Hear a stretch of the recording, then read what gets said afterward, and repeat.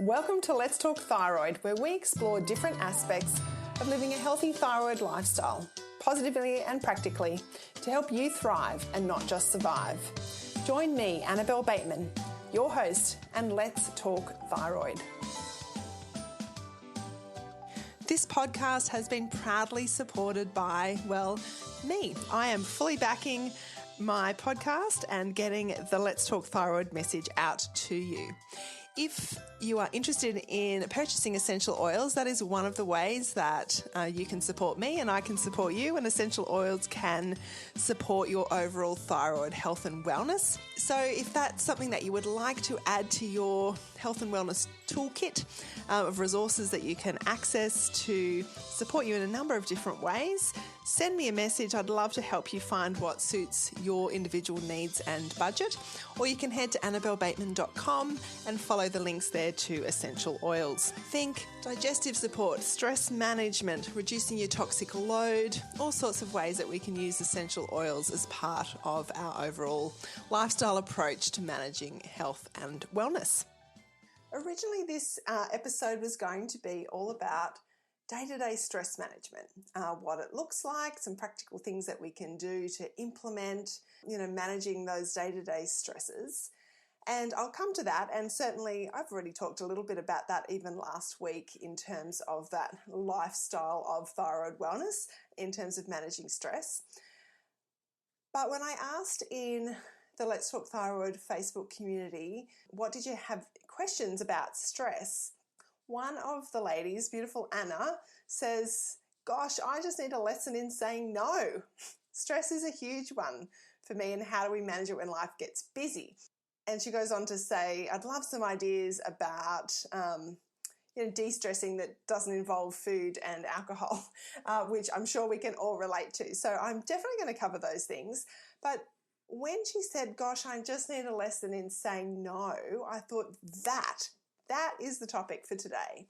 Because really, as much as we can talk about managing stress, what if we just didn't have the things in our world that made us feel stressed? How different would that be? So I think often we talk about root causes of things, and what if some of the things that are in our life causing us stress, if we go back and actually deal with them, then we're not managing so much day-to-day stress. So that seemed to me to be a perfect topic to talk about, something am quite passionate about. I've talked to with my friends over many, many years, this idea of saying no. So we're going to dive into that. This will be a bit of a casual chat. I've got lots of different ideas of both, why we don't say no, like why do we take on things that maybe we want to say no to but we don't, and I've got some kind ways of saying no that I'll throw out there as tools that, feel free to use. And I've got some nice little resources and books to read, things that I've found helpful over the years in this sort of realm. I suppose having a background as a life coach probably has helped me think about these things over the years. By no means do I have this right all the time. Absolutely not. This is an episode just as much for me as it may be for you. So stress, and let's go back a step, because the reason that managing or dealing with our stress is so important from a thyroid health point of view is that we do not want our bodies to be in that constant state of fight or flight or freeze. We don't want our sympathetic nervous system revved up all the time. That can be actually a trigger for autoimmune, for Hashimoto's. It definitely is not helpful from just from that hormone management, that cortisol. We don't want constant cortisol. And so I'm not going to get into the scientifics, like all the hormonal details of stress. I'm going to be talking with someone in a couple of weeks in a really deeper level about stress, so we might cover off on that then. But it seems to me that taking on too much seems to be a characteristic, a character trait even, of those of us with autoimmune thyroid issues like Hashimoto's and even Graves, because, when I talk to people with Graves' disease, we seem to have a similar, maybe a similar tendency. And we've talked about this on the show quite a few times, and I've asked the different experts that I've had on the show too about whether or not they think there is like a personality, type or tendency that tends to attract thyroid issues. And I've had different responses to that. But it does seem that those of us with thyroid issues, particularly autoimmune, tend to take on too much. We carry the weight of the world on our shoulders. We often don't express what we really think. And there is that sense, that metaphysical sense of being maybe choked around the throat where the thyroid is. Talk about that in the episode with Sharon Wilford a little bit. There does seem to be that issue for us. So I do think it is an important one to explore. Let's get to that root cause and think about what are the things on that day-to-day basis that actually cause us stress. And what are we, and in our day-to-day routine, what are we saying yes to that really we might want to be saying no to? Now, there's probably no simple answers here and not things that there may not be quick solutions to. But when we come to some of the practical working out, you'll be able to see that over time, I think, we do have the power to change these things. In fact, we have far more power to change these things than we realise. We really do. We to a large degree, have control over what happens in our day-to-day. And even when we feel like we don't, it can be because we have abdicated that power and responsibility to other people. And they might, as I said, like say you've got a job that's really stressful, it may not be appropriate to go quit that job tomorrow.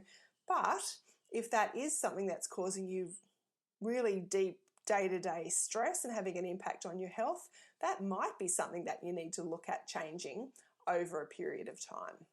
In fact, now I think about it, when I look back and when I was looking at giving up my job as a solicitor, this wasn't the conscious thought at the time. I just knew that I didn't love it and I wanted to get into life coaching. I wanted to be dealing with people who were proactive and wanting to make changes in their lives. But when I look back, I'm incredibly grateful that I did give up my job as a solicitor, because I think I did find it stressful. Dealing with people, I worked in family law mostly at the end, and you're dealing with people in trauma, and in deeply difficult periods of their life, and it's stressful. And as much as I learned how to not take things personally and to leave work at work, it was still stressful. So that day-to-day pressure, stress and conflict, I think over a period of time, if I had have kept doing that, would have damaged my health. So I am grateful I got out of it, although that wasn't, as I said, the conscious reason I got out of it. But have a think about that. Is your day-to-day job causing you stress? Is it the things that you have chosen to take on? Like, it does depend on what stage of life you're in as to how you're going to answer these questions. But when my kids were smaller, like they're all in high school now, but say when they were all in primary school, lots of after-school activities. There are lots of opportunities for after-school activities. And we know that as parents, that there's endless things that our kids can do. Lots of different sports, music, drama, all sorts of different things. But I had a bit of a rule, and it wasn't something I stuck to hard and fast, but I did have a bit of a rule that I wouldn't commit to an after-school activity every afternoon of the week. We had to have at least 2 afternoons a week where we just came home from school. There was no after-school activity because I just couldn't manage 3 little boys. Well, it's not that I couldn't, I probably could, but I learned that I didn't want that. I didn't want that for our household. I didn't want the craziness of being out every afternoon and coming home at 5 o'clock and racing dinner and then homework and, lots of yelling and fighting and tired and grumpy mum, if not kids. And by no means were we a peace and calm household. I did find that stage had its fair share of stresses, but that was one thing that I had control over.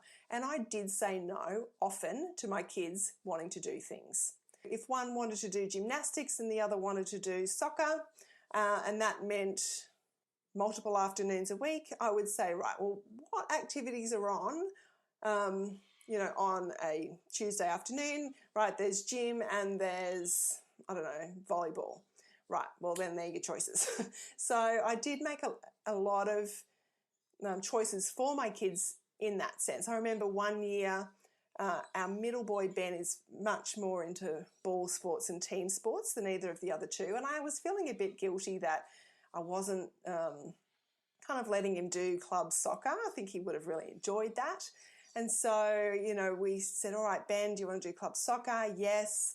And that wasn't attached to school. Most of our activities we've done attached to school because, again, that has made my life much simpler. One pickup, one drop off. They could stay after school and do activities. I wasn't coming to school and then driving them around the neighbourhood. And he said he did, and then the other two said they did, and then we worked out that was going to be probably across 3 children, 2 trainings a week plus a game on Saturday, and we just said, no, sorry, actually, no, none of you can do it. And maybe we were horrible parents. Maybe I have, kicked his soccer career kicked it into the grave before it even started. But that was something that we had as a bit of a rule and guideline so that I didn't get so stressed, which would have had a negative impact on my health. And it would have had a negative impact, to be honest, on the dynamics of our family because of all the craziness. So when I look, and I know I see mums all the time that are running around all over the place for their kids, I think if that's you, just be mindful that you're in control of that. And maybe this is kind of why I've called this episode Tough Love, because it is tough. But it can be a loving thing to say, look, you know what? No, we're going to have a term where there's no after-school activities. And this is not a punish. I mean, each family's different, and I might be treading on a whole lot of toes here, and maybe I'm just not that nice of a mum. But I do think that as mums, we are in far more control of our weekly schedule and what causes us stress than we realise. And it is okay to say no.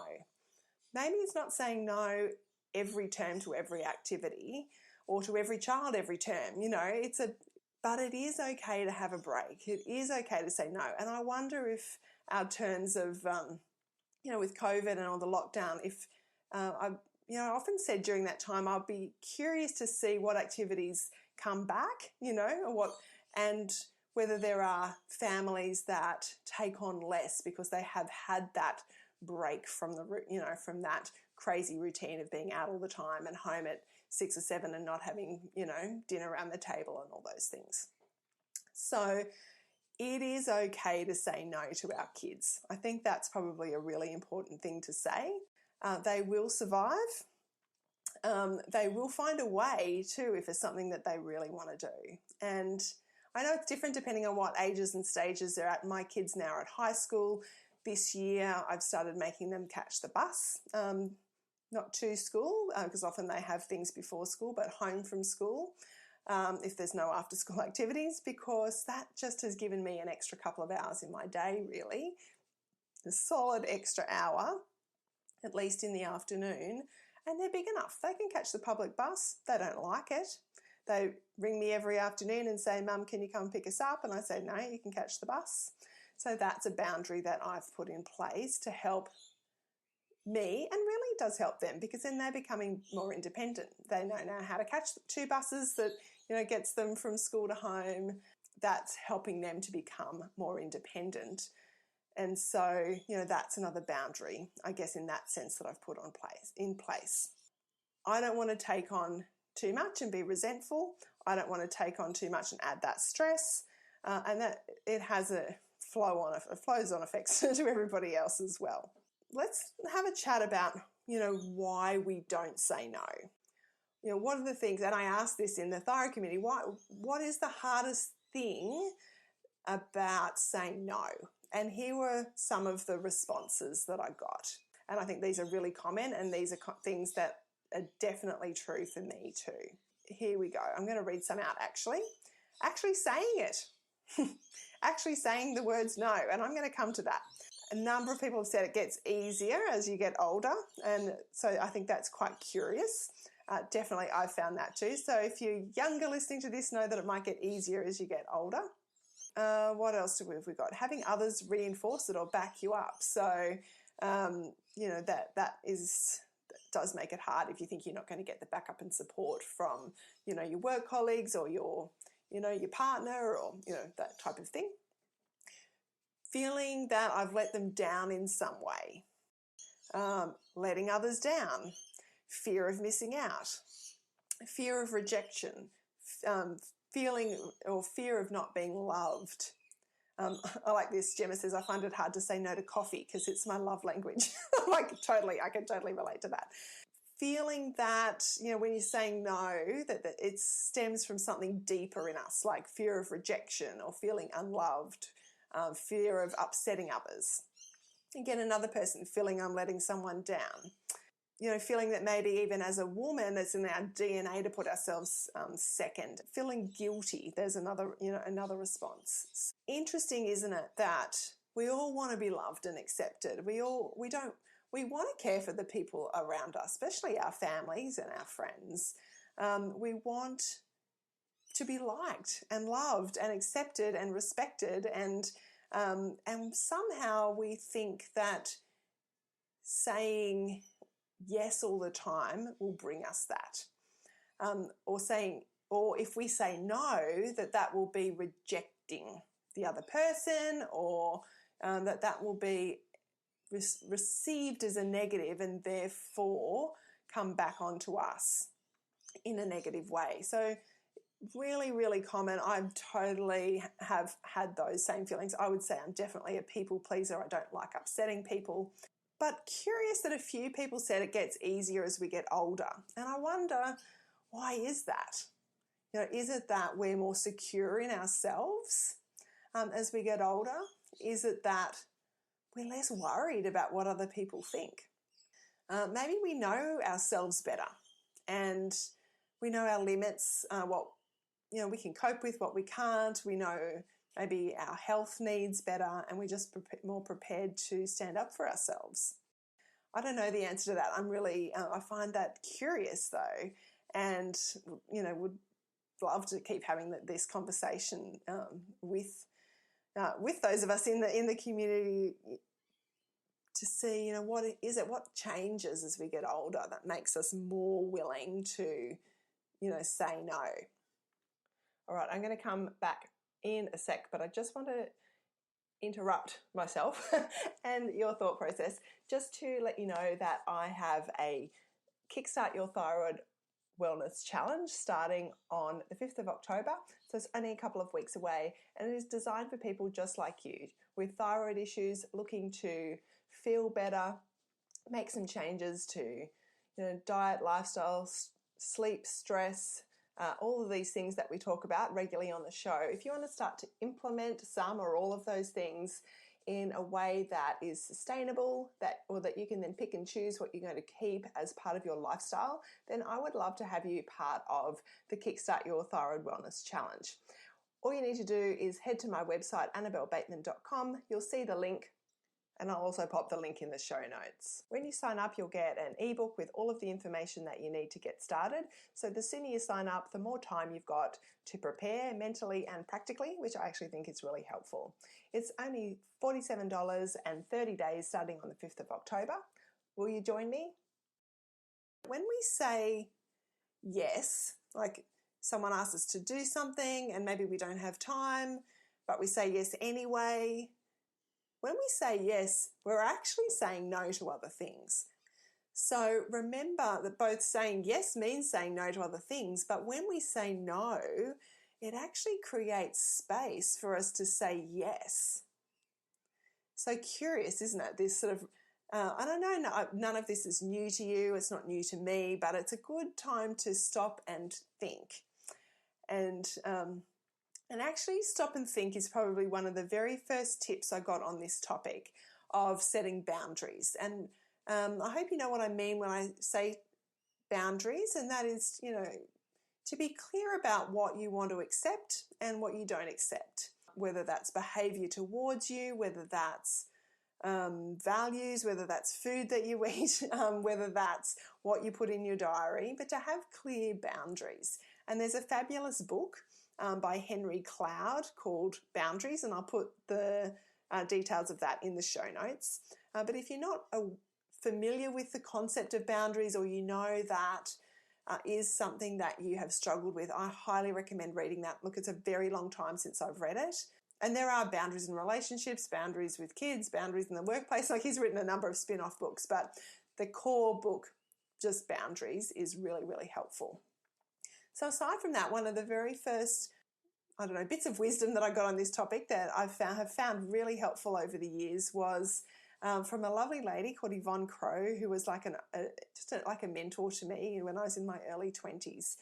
And she said, don't ever make a commitment on the spot. If someone asks you to do something, or maybe be on a committee or run something, this was in the context of church commitments, I think we were talking, but it really applies to any commitment.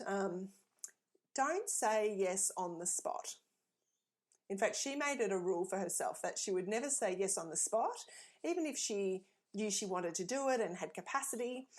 She would say, let me think about it and I'll get back to you. And make sure that, obviously, if you're going to say that you do follow through, because that's really important. And I have found that really, really helpful advice, because you want to have time to think away from the pressure of the situation. Do I actually want to take on this responsibility? Because saying yes means saying no to a whole lot of other things. And it might be that the next day you ring up and say, I've had a thought about it. I would love to be involved. I would love for you to come and stay. I would love, to come for dinner that night. Anything. It doesn't really, whatever it is that you're being asked to do. And I remember her saying, if they need an answer on the spot, the answer is no. Like, if whatever it is can't wait at least 24 hours for you to have a think about it, look at your diary, work out if that's something that aligns with your values and what you're wanting to do. She said, then they're not showing you enough respect to give you that space. So then the answer should be no. And I thought, I don't know, she's a very, very wise lady. And I would highly, I've thought about that on and off over the years, and I can't say I follow it all the time, but I certainly have, and I do think it has been really, really helpful advice. In order to be able to get back to people and make that decision, you do need to be clear about your values and really clear about what it is that you want for your life. What do you want your life to look like? What do you want your week to look like? So, for example, one of the things this comes up quite a lot when I talk to people in the area of food, and if we're cutting out, say we're cutting out gluten, that's pretty common. We talk about that lots here. But you're going to someone's house for dinner, and you don't want, and then they've served up pasta, for example, and you don't want to be offensive. Someone's cooked a nice meal, you don't want to be offensive, so you eat it, even though you know that you're going to spend the next 24 hours on the toilet, that's not going to make you feel good. To me, if your value is your own health and wellness, and you value your friend, you would actually say beforehand when you're invited to dinner, look, I'm not eating gluten, I don't eat gluten for my health. I'm just wondering, is there something I could bring? I don't want to make it difficult for you, but so would you like me to bring something to contribute to dinner? But so that often dessert, if people aren't used to cooking gluten-free, cooking dessert can be a bit more overwhelming. So most people can do meat and vegetables and, in a nice way. Have the respect for yourself and for your friend to actually tell them what your dietary requirements. And the more that you are, I think the more that you tell people this is the way I'm eating, the more they just know that. And it just makes it easier for everybody, because I can tell you, if someone came to my house and they didn't eat dairy, but they didn't tell me, and I served up some creamy meal, and then they went home and were sick for the next couple of days, I would be devastated that they didn't feel that they could say, look, Annabelle, I'm just not eating dairy at the moment, or I don't eat dairy. Is there something you'd like me to bring? I'd say, oh, that's fine. I'm used to cooking without dairy, no problem. Thanks for telling me.